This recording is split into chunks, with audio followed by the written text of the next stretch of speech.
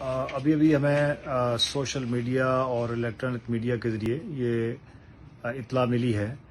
کہ شیخ رشید صاحب کی غیر قانونی گرفتاری کے بعد لال حویلی کے اوپر کریک ڈاؤن کا فیصلہ کر لیا گیا ہے اور کوئی چیئرمین ایویکیو پراپرٹی نے خفیہ طور پر یک طرفہ طور پر ایک فیصلہ کیا ہے جس کے تحت لال حویلی کو ایویکیو ٹرسٹ پراپرٹی ڈکلیئر کیا گیا ہے، جس کی نہ تو کوئی کاپی دی گئی ہے اور نہ ہی کوئی انفارمیشن اس کے بارے میں ڈائریکٹلی دی گئی ہے۔ اس کا معاملہ ہائی کورٹ میں پہلے سے زیر سماعت ہے اور Lahore high court Rawalpindi bench نے شیخ صدیق صاحب کی ریٹ پٹیشن پر کوگنیزنس لی ہوئی ہے اور چیئرمین ایویکیو پراپرٹی اور ایویکیو پراپرٹی کے جو دیگر لوگ ہیں ان سب کو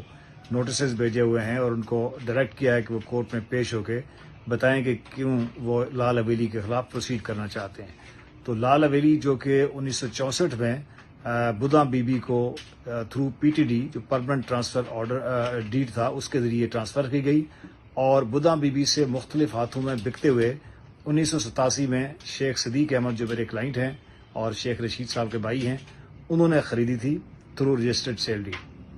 اس وقت سے یہ ایک سیاسی ہیڈ کوارٹر ہے شیخ رشید احمد کا، لیکن چونکہ موجودہ جس طریقے سے انتقامی کارروائیاں کی جا رہی ہیں اور میرے کلائنٹ کے خلاف، تو اس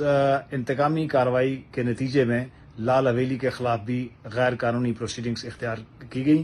اور جس کے بارے میں ابھی ہمیں بغیر کسی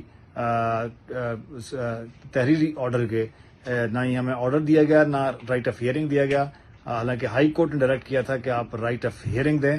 اور اس کے بغیر کوئی فیصلہ نہ کریں، لیکن اس کے باوجود چیئرمین ایویکیو پراپرٹی نے جو ہے وہ سیاسی بنیادوں کے اوپر لال حویلی کے خلاف کریک ڈاؤن کا فیصلہ کیا ہے۔ تو ہم کل ہائی کورٹ میں جا رہے ہیں اس کے خلاف انشاءاللہ العزیز۔ کل ہم پٹیشن فائل کر رہے ہیں ہائی کورٹ میں جس کی سماعت جو ہے وہ جلد سماعت کے لیے درخواست بھی کی جائے گی۔